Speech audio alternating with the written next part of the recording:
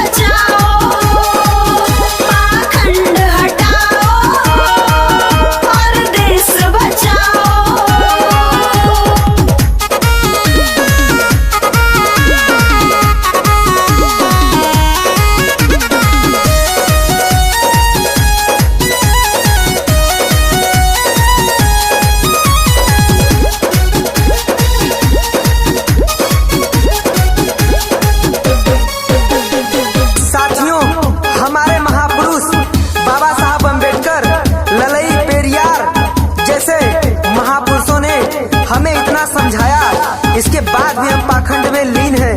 साथियों, भगवान में इतनी शक्ति होती तो आज साधु संत संसद में नहीं जाते, लेकिन हमारे बच्चों को समझ में नहीं आ रहा है। ओ कांवर, दुर्गा पूजा, इन्हीं सब चीजों में परेशान है।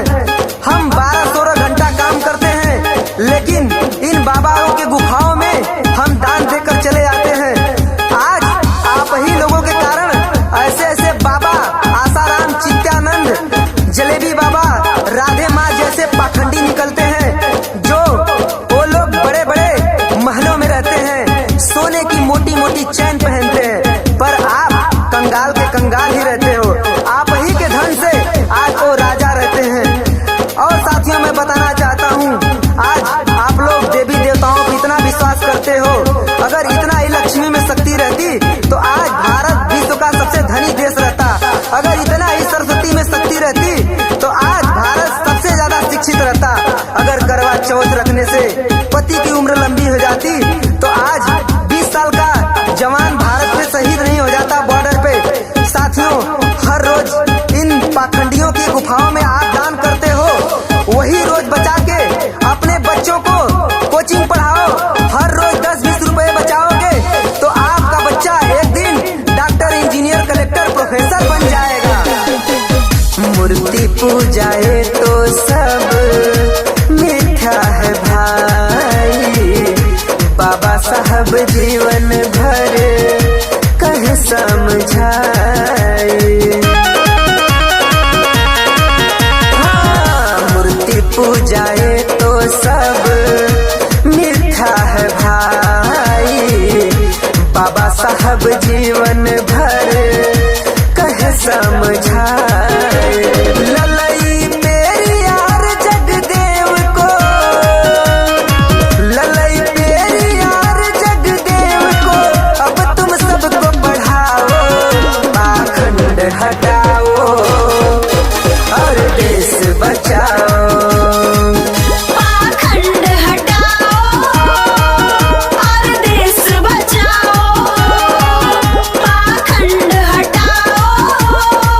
और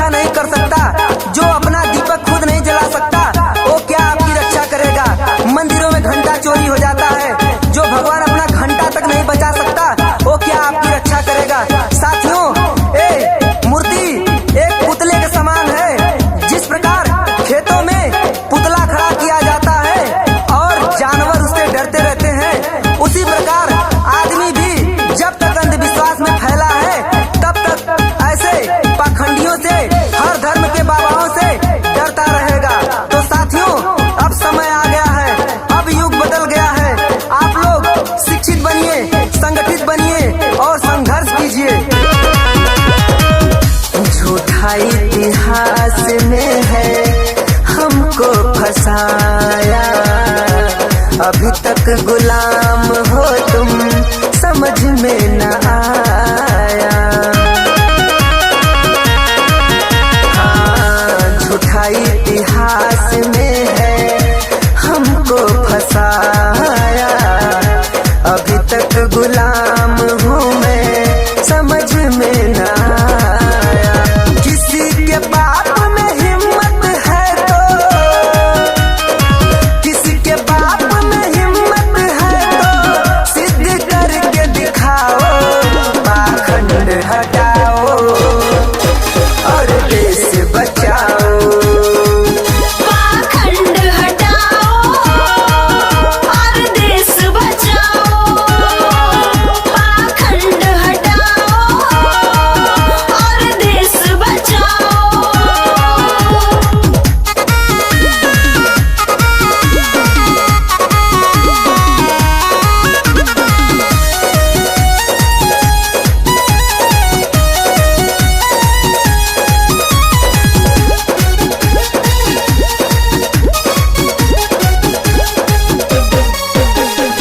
साथियों, किस भगवान की बात करते हैं?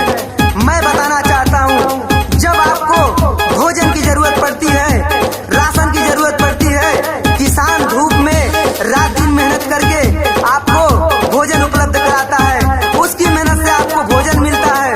जब हमारे ऊपर कोई खतरा होता है तो हमारे देश का जवान हमारी रक्षा करता है।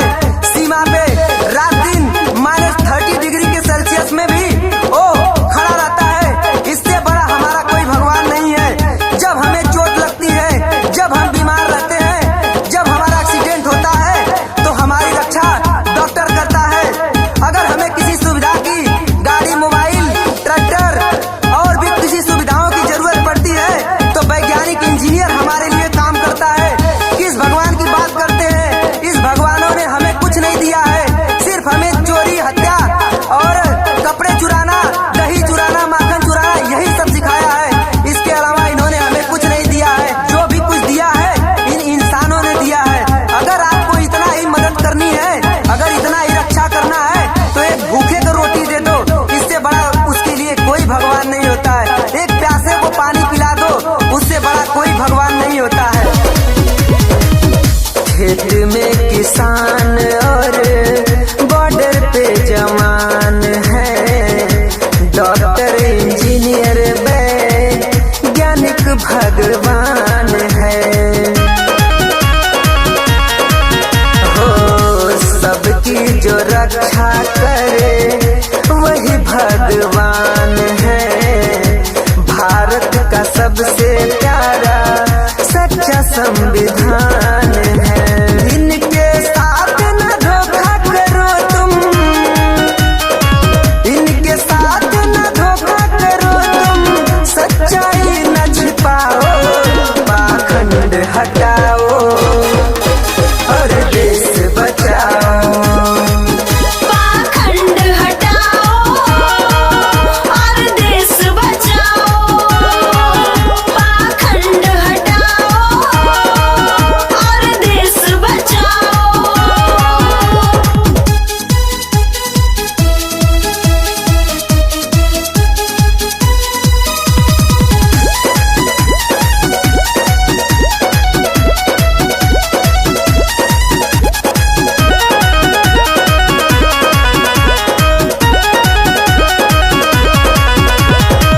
साथियों, मैं क्या बताऊं आपको, अभी कुछ दिन पहले आपने देखा एक बेटी का बलात्कार हुआ जो मंदिरों में, उसी के पुजारियों ने किया, मंदिरों के पुजारियों ने।